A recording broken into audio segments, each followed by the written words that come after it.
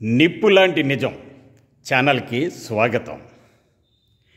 నిజం అబద్ధం రెండు వేరు పదాలు, వేరు సంఘటనలు.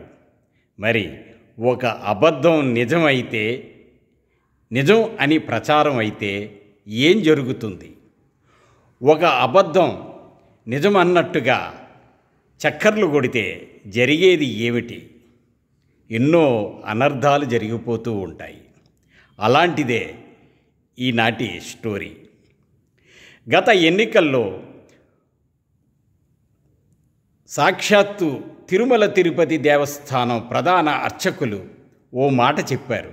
ఆ ఎన్నికలకు ముందు పింక్ డైమండ్ పోయిందని, అది కూడా చంద్రబాబు హయాంలో పోయిందని, దానికి బాధ్యత తెలుగుదేశం, చంద్రబాబు నాయుడు అని ఆయన ప్రకటించారు. సాక్షాత్తు తిరుమల తిరుపతి దేవస్థానం ప్రధాన అర్చకులు ఆ విషయాన్ని ప్రకటించడంతో శ్రీ వెంకటేశ్వర స్వామి భక్తులు ఎంతో మదనపడ్డారు, బాధపడ్డారు.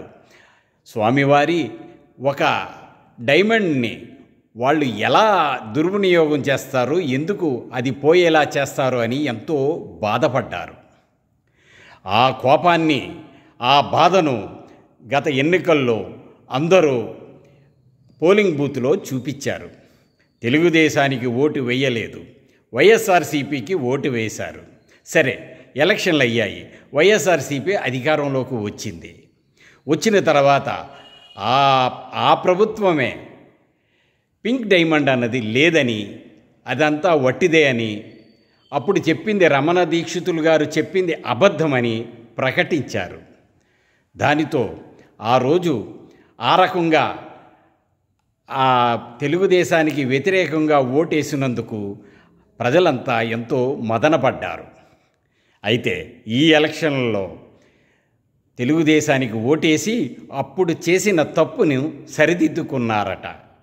ఇదండి ఈరోజు వీడియో, నిప్పు లాంటి నిజం. ఈ ఛానల్ మీకు నచ్చినట్లయితే సబ్స్క్రైబ్ చేయండి, షేర్ చేయండి, లైక్ చేయండి, పక్కనే ఉన్న బెల్ ఐకాన్ నొక్కండి. Thank you.